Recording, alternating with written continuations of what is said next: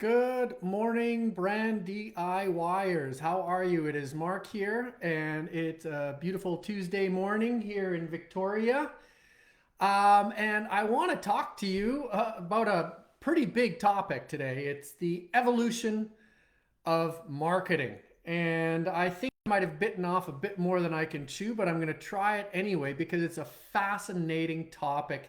And I think when you learn a little bit about the evolution of marketing, because there are only 5 stages that I'm going to map out for you, I think you're going to understand how, by understanding this sort of big picture and this evolution, how you can incorporate all the features that have come through the evolution of marketing into your marketing to make it fuller and richer and a heck of a lot more fun. All right? So let's start at the start. We have moved from a one-size-fits-all economy to economies of mass customization. All right? Let me sort of explain that in simple English. A one-size-fits-all economy. Back in the day, Henry Ford created the Model T Ford and the production line, and he famously said, "You can buy this car in any color as long as it's black." And that was kind of the dream of everyone, was to own a Model T Ford in black because, well, nobody had a car at all. So everybody could wish and hope and dream for the same thing. Fast forward to today, and you have got mass personalization of cars.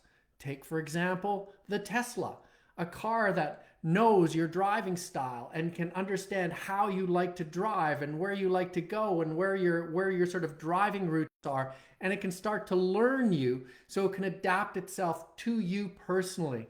That's pretty far from a Model T Ford.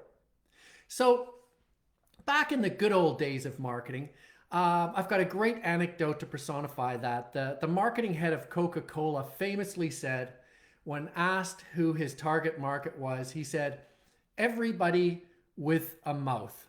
That is very much no longer the way. But let's just explore why not. Why has it changed now? Why is it no longer that everybody with a mouth should be the target for your soft drink? All right. Let's take a look at media and innovation and finally go on to marketing. So in the world of media, I don't think anybody would disagree that media has just exploded in the last 50 years. It used to be, and I'm old enough to remember this, it used to be that you would get 3 channels on your TV and you would get them on an antenna. There was no such thing as cable. So you used to get 3 channels on your TV. In the United States, that was ABC, CBS, and NBC. Everybody watched the same news at night. They all watched Walter Cronkite. You had one local newspaper in your town, and you might have a couple of magazines. All right? You had a few AM radio stations, if that. FM didn't exist, let alone streaming audio. Think about how that's changed. Today, instead of 3 TV stations, you've got thousands of TV stations. I think that term is actually defunct because there is no such thing, apart from if you still have a subscription to a cable provider for your television and you can get all the channels. But I think the way of the future is, or the way of the present, is that people are streaming all their video. They're choosing the shows that they want to watch. Boom, eliminating advertising. You pick and choose what you want. The idea of ABC, NBC, CBS is increasingly irrelevant. Think about newspapers. You had one newspaper, maybe a couple of local magazines. Now, I wake up in the morning and I can read newspapers from anywhere in the world, in any language in the world.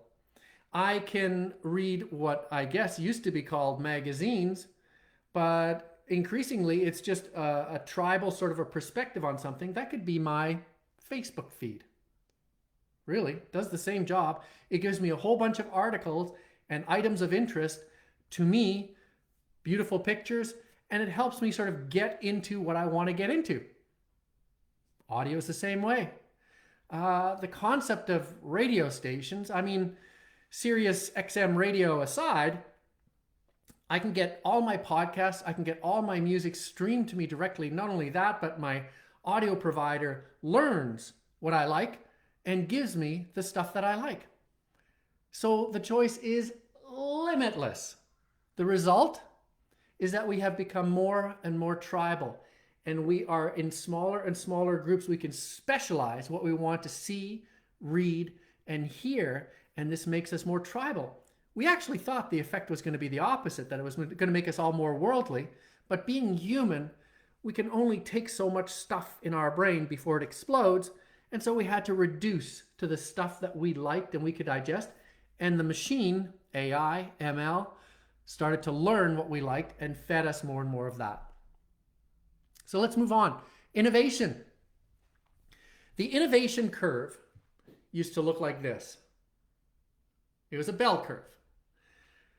It was relatively easy at this end to come up with an idea. Low barrier to coming up with an idea. Why? Well, let's just pick a year. 1920, 1930. There just weren't that many products out there. Remember, at the very beginning, I said we went from a one-size-fits-all economy. If you wanted to create a new car in 1930, there weren't that many cars out there. It was still relatively easy to create an idea for a new car. What it was not easy was to manufacture that car, because we did not have the technology that we have today. So it went from a very low barrier to an extremely high barrier. It's easy to come up with a new idea, but very hard to execute that idea, because we just didn't have the technology that we could do things like CAD drawings and 3D printing and computer simulation. That didn't exist. If you wanted to create a product, you had to go into the chemistry lab and blend together your new floor cleaner, invent a new plastic bottle to put it in, and figure out how to get it onto a store shelf. A lot of that's gone away. So it had a low barrier to entry to have an idea, high barrier to entry to execute on the idea, and relatively low barrier to entry when it came to communicating the idea. Remember? 3 TV stations, 1 local newspaper, couple of radio stations. Relatively easy to reach a lot of people.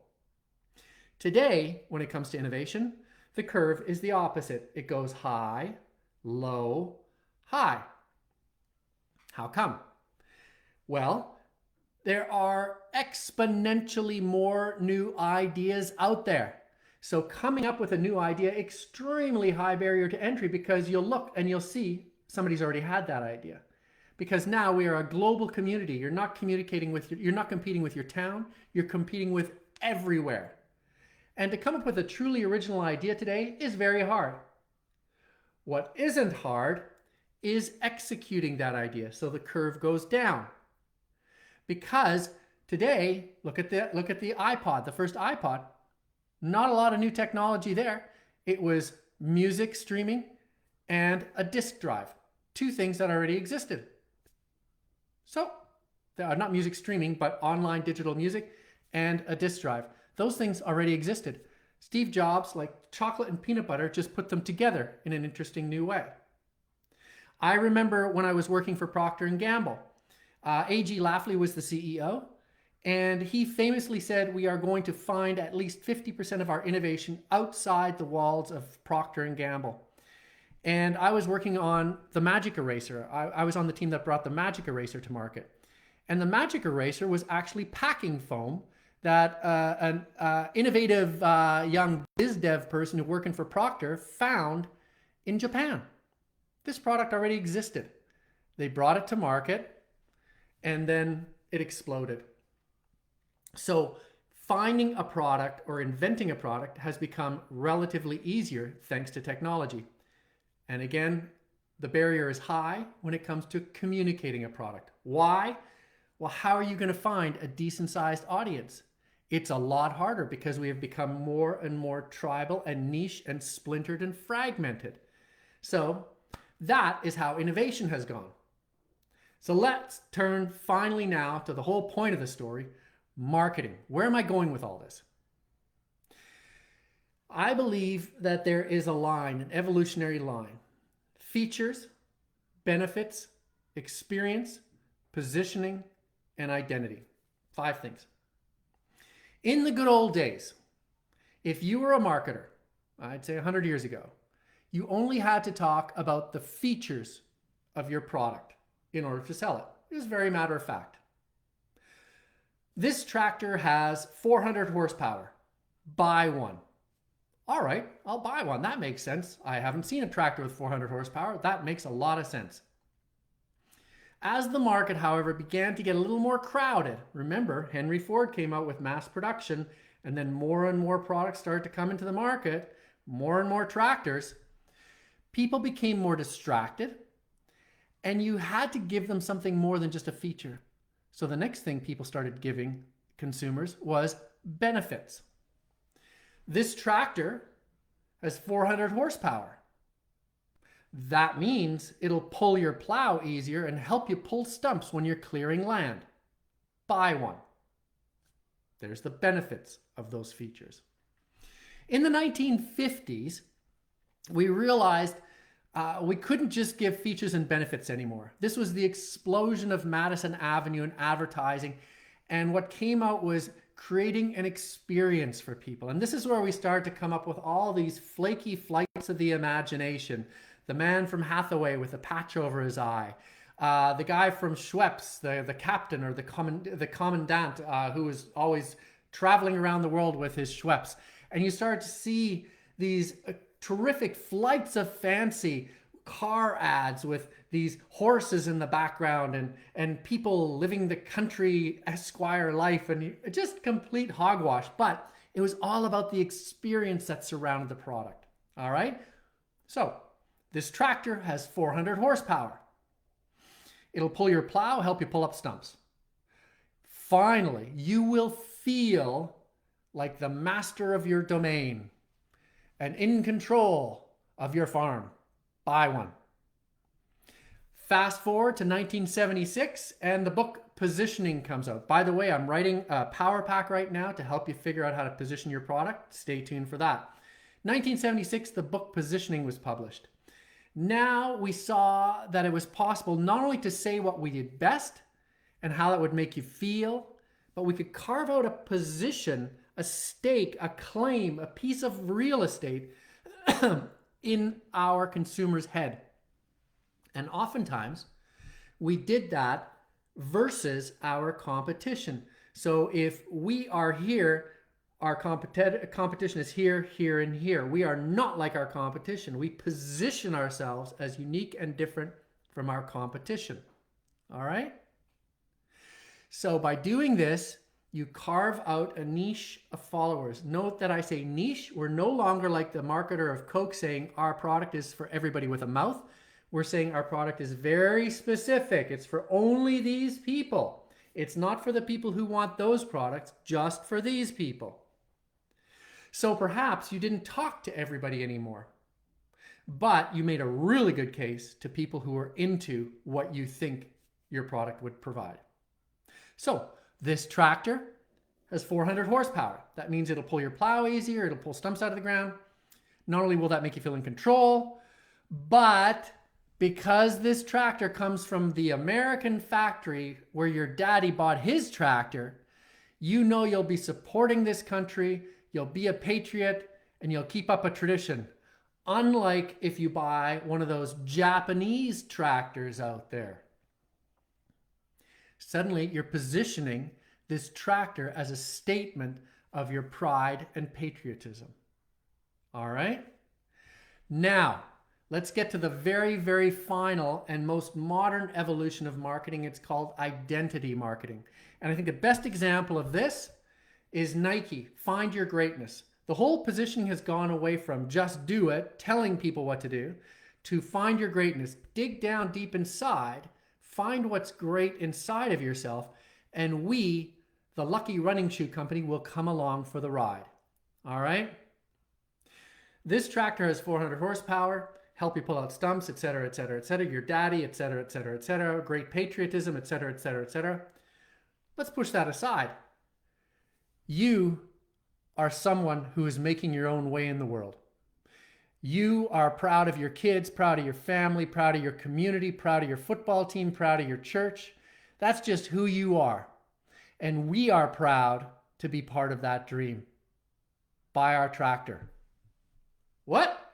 Where did 400 horsepower go? Where did differences and differentiation go? Well, that is the new world. Identity, identifying with a certain tribe and saying, I belong to this tribe, you belong to this tribe. People like us buy tractors like this. So let me close this off because I've gone way over time now. Let me close this off by saying features, benefits, experience, positioning, identity. They are all on the history line of marketing, the evolution of marketing. However, that is not to say that features, benefits, experience, and positioning are dead and you have to use identity. In fact, I'm saying the opposite. It's a bit like an orchestra. Features are the strings, benefits are the horns, positioning is the percussion, and identity is God only knows what. But if you're missing any of these elements, you only have a partial orchestra. You have to play with all of these elements in your marketing. And if that sounds complicated, it only is until you start to play a bit with it. But if you think about it, when you're talking to your consumers, you don't just ask, what do you want in a product? How does that make you feel? What would you like to do with that product? You can start asking a combination of questions and create a much, much richer tapestry to paint your marketing on, which means that your product is going to be that much more differentiated and unique and much more desirable to the sort of people that you're appealing to. So there you go. That's the show for today. Thank you very, very much for tuning in. And tomorrow we have an entrepreneur in the hot seat at 10 o'clock Pacific time. Talk to you soon.